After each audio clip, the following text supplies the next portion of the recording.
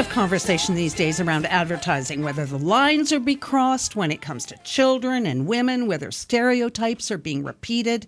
Joining us this evening is our favorite former banking executive, Vanessa Iarocci, who is involved in both interesting research and top-notch education at the Rotman School of Business. Welcome, Vanessa. Thank you, Christine. Now, you're now involved in some really interesting research around what's called Fem-vertising. What is that?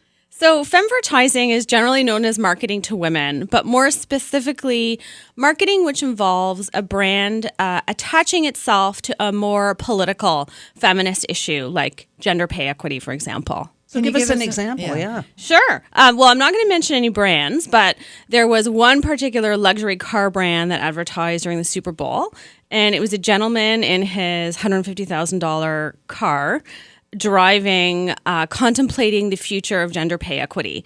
And while I admire that that particular brand was sympathizing with the pay equity issue, you don't really see how that scenario either solves the problem or advances the issue. In fact, it likely detracts from the issue. So is there anything wrong with what advertisers are doing? Because there is a backlash now. Yeah, well, I mean, first off, I don't think there's necessarily anything wrong with attaching yourself to a women's issue or marketing to women, but it has to make a lot of sense. So we've talked about the wealth industry, for example, on this show before, and that's an industry where there's actually a lot of research and facts behind the fact that women are looking for a different investing experience as compared to men. We know that there are unique needs. Women live longer. They have lumpier earning patterns, for example. Those differences warrant a different approach. And you can legitimately argue that taking control of your financial future does empower you. So in that scenario, it makes sense. But if you start trying to sell underwear by, talking about the glass ceiling, the connection becomes a little less strong. And that's where you see the backlash. Yes, because I'm always looking through that glass ceiling to check out what the underwear is being worn. Exactly. You know, like, how does this connect? It's true. It doesn't. Yeah. But, there's a lot of backlash towards all kinds of advertising now. Right. We've got, most recently I was listening to a discussion about, how come it's always the smart wife, dopey husband scenario, always solving everything, or the eye rolling. It's like, yeah, just ignore him. But, people need to advertise. They need to market. So where do you draw the line when you're studying this kind of research around Fem-vertising about what's good? I mean, even just raising the topic of gender pay equity, is that not good? It is good, but it has to make sense for the brand. So, the underwear example might sound a little extreme.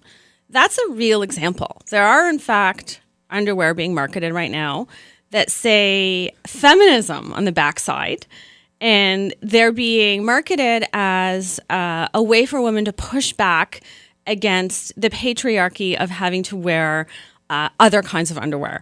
And really, I think that's a counterproductive discussion. However, there are instances where you're right.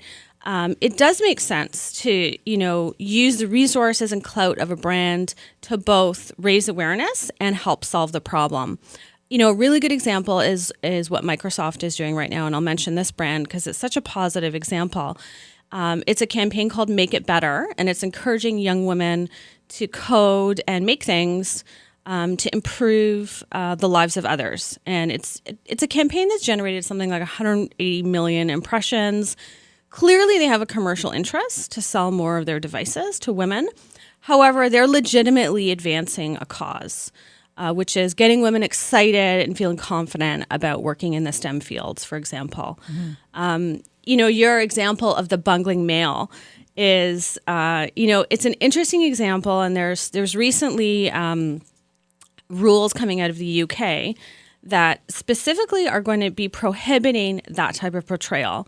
Because the bungling male, what that's really advancing is this idea that women have to be everything. They have to be perfect at home, perfect at work. They have to look great. Wear the right underwear. And they have to be like terrifically happy being so overwhelmed.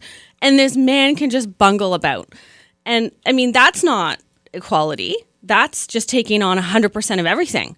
So and it's also, I also think it's bad for the men. I mean, Absolutely. So, in order for women to be equal, there is this discussion about masculinity and our societal expectations around masculinity as well. It's really important. What is the media's role perceived to be in this? So, great question, because there's a lot of scrutiny around media and gender of late.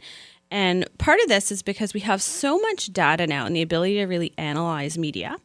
And the Gina Davis Institute, for example, has been studying women in media, women in film, women in commercials, and has come out with all sorts of really interesting findings. Like in commercials, women speak less. And in movies, they tend to be a smaller proportion of any one scene. And they tend to make less authoritative statements. And, we're seeing all this data come out about how women are portrayed in advertising and media. And really this idea that you can't be what you don't see is coming to light. Because advertising really creates expectations about who we are and what we can be. And if you think about the fact that there really aren't a lot of women protagonists in movies, there are not a lot of women in media, news anchors, this topic well. Young women and, even older women see this and they think it's acceptable and normal. Well, I find it interesting that speaking to some younger women lately, that a lot of them think feminism is a dirty word. Right. How do we fix that? Yes. Well, it's, that's a really interesting trend because definitely there was, I think after this third wave of feminism in the 80s, there was a pushback from a lot of younger women. There was a really famous article by Lisa Belkin in the New Yorker called The Opt-Out Generation. And it was about a number of women who were Harvard and Ivy League educated professionals, and they decided to forego their careers to raise their families and pursue more traditional roles. But what's really interesting is the New Yorker did a follow-up to that article about 2 years ago.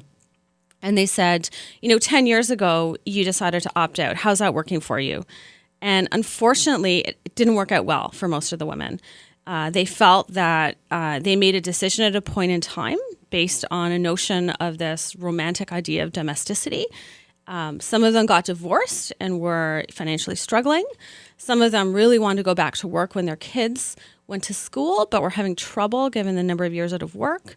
So this idea of this point in time pushback on feminism, I think it's really important to keep young women engaged. And incidentally, one silver lining of what's happening over in the U.S.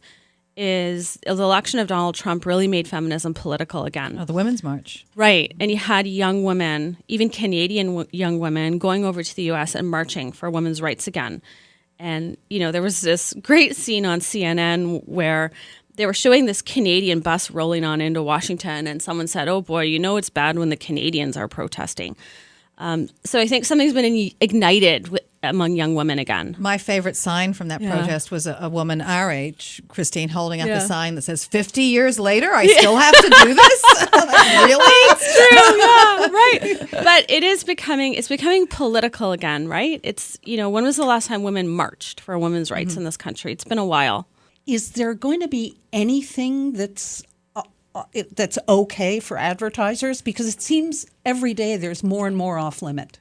Yes. And I think the answer, it's such a win-win. Just do the research, because there are lots of instances where women have unique needs and preferences and there's gaps in the market. So really understand what those needs are and use them as an innovation opportunity. That's great for business and it's great for the feminism cause. And where can people find out more about the research that you've been doing? Well, the Institute for Gender and the Economy at the Rotman Center isn't my specific research. It sort of crowdsources a variety of academic research, and certainly there's lots of good information there. The Stanford Clayman Institute is another really good source for academic research on these topics. Vanessa, thank you so much for joining us this evening. Thank you. This is What She Said. Stay with us.